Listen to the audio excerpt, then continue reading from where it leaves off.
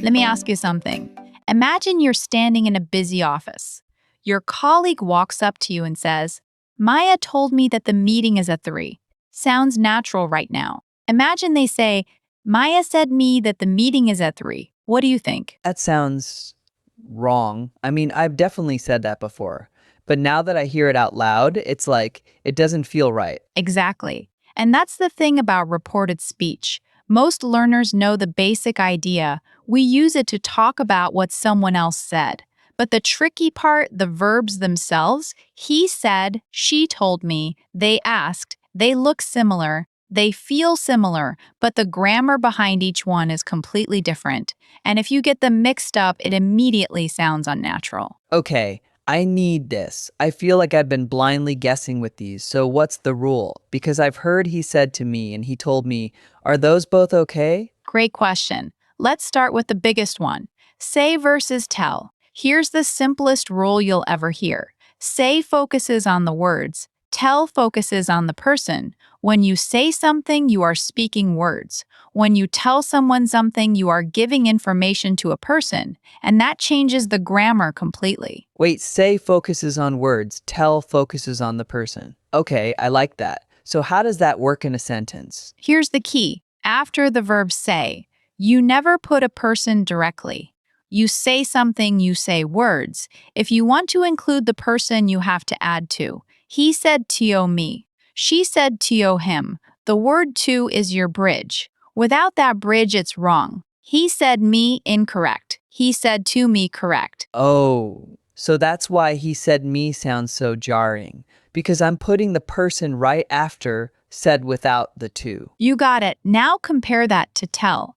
The verb tell always needs a person right after it. No to needed, no to allowed. You tell someone something. She told me, he told her, they told us.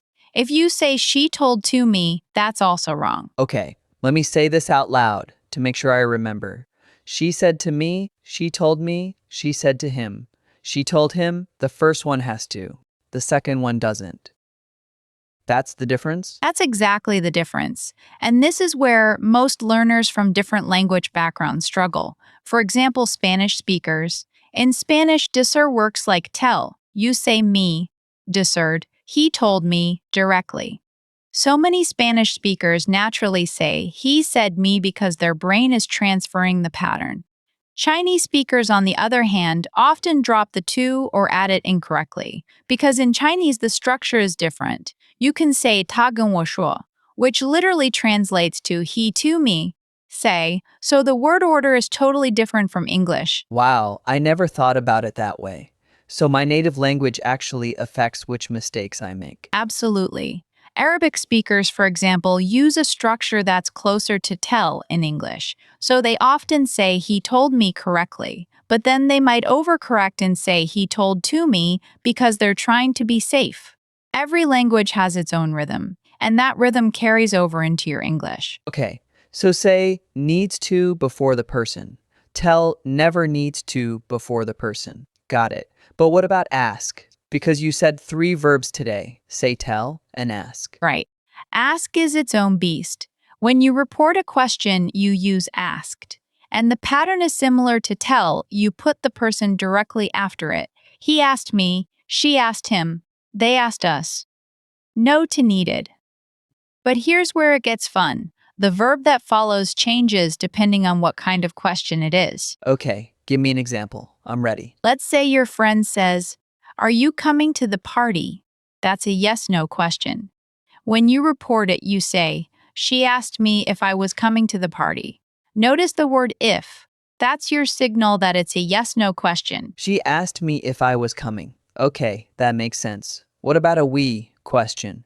Like, where are you going? Great instinct. For we questions, you keep the question word. She asked me where I was going. But listen carefully to the word order. In the direct question, it's where are you going? In the reported version, it's where I was going. The subject comes before the verb. This is a huge mistake that learners make. They keep the question word order. Oh no, I totally do that. I say things like, she asked me, where was I going? Exactly. and that's completely natural for a learner. It's logical, you're just moving the words over. But native speakers drop the question word order when reporting. Let me give you another example. Direct question. What time does the store open? Reported, she asked me what time the store opened.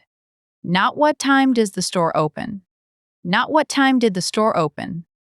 She asked me what time the store opened. Okay, let me try one. Direct question. How old are you? Reported. She asked me how old I was. Not how old am I or how old was I. How old I was.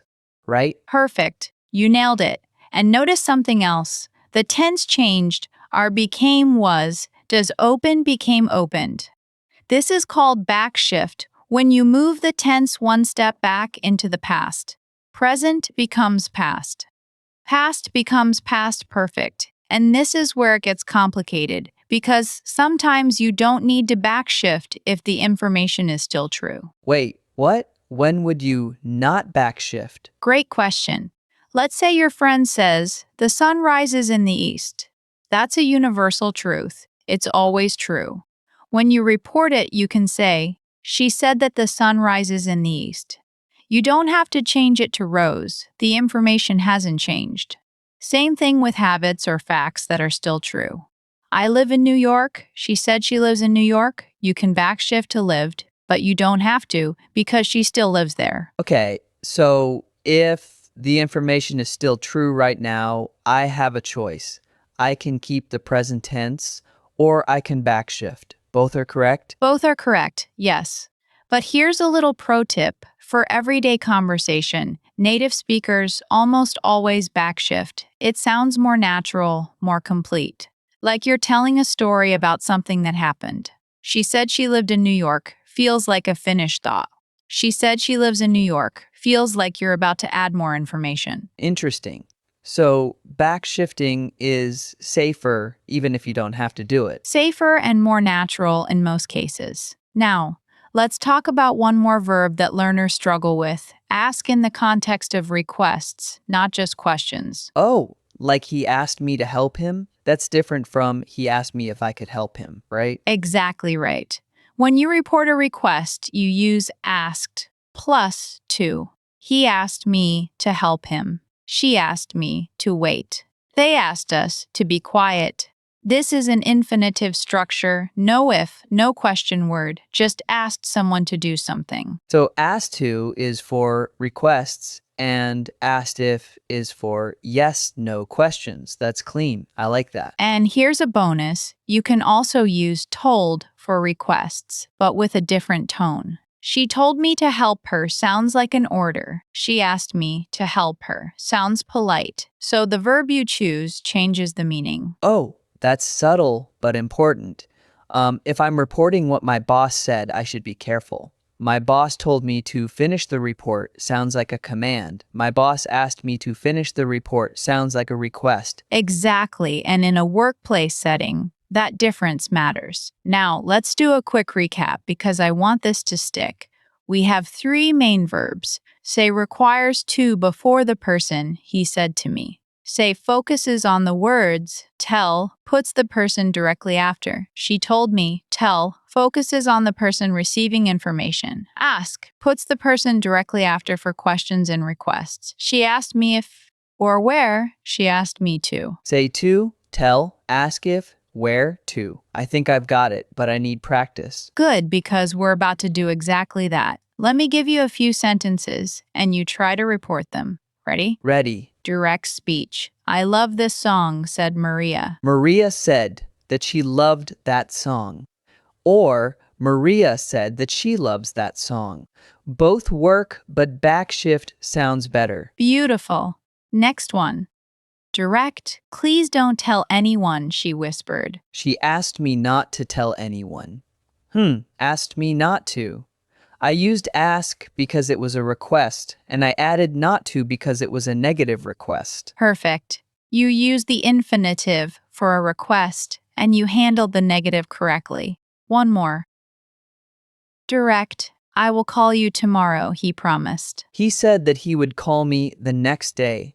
Wait, tomorrow becomes the next day in reported speech too, right? Excellent catch. Time expressions also change. Tomorrow becomes the next day or the following day. Today becomes that day. Now becomes then.